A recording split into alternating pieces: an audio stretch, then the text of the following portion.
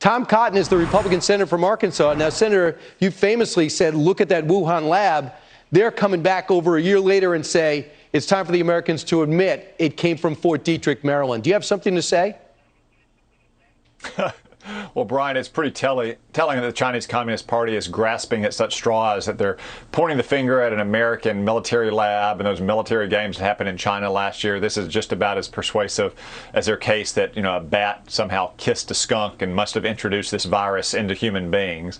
Look, from the very beginning, it's been obvious that the most likely source of this virus is indeed the labs in Wuhan that investigate and research exactly these kind of viruses. It's too bad that the Democratic Party and public health bureaucrats and social media labeled that some kind of debunked conspiracy theory for a year. Maybe we would have gotten to the bottom of it if they hadn't. The NIH came out today, their director, and said, we should have looked a little bit longer and focused a little bit more on the Wuhan lab leak theory. Why is Joe Biden's administration, the NIH, and others now coming on board with this theory, at least looking at it? The WHO said something similar. Why now? Well, for all of last year, much of the public health bureaucracy here and around the world was covering for the Chinese Communist Party and their fellow researchers. Look, it's now obvious that the National Institutes of Health and Tony Fauci's agency within the National Institutes of Health funded indirectly gain-of-function research in those labs, which is to say making coronaviruses more contagious and therefore more deadly. That raises a lot of uncomfortable questions. That's why Tony Fauci still thinks that the natural origin theory is the most likely theory, because he's trying to cover up his tracks and trying to avoid answering the questions about why he was funding research that is so risky that even Barack Obama tried to forbid him. Senator, what can be done? You're in the minority, obviously, in the Senate. Normally there'd be hearings about this and new focus on this. Do you have to just sit back and wait for a Democratic initiative?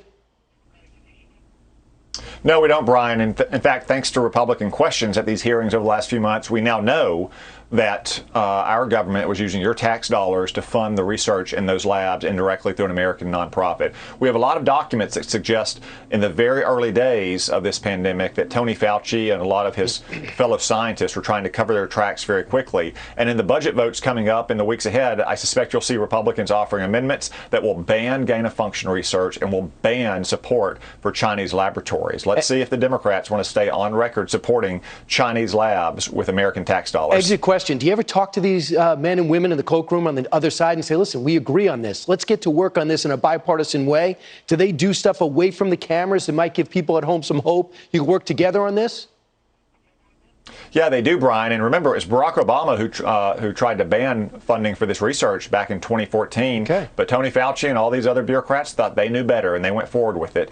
And now they've got to face these very uncomfortable questions. You were there first, Senator. Don't stop now. Thanks so much. Thank you, Brian.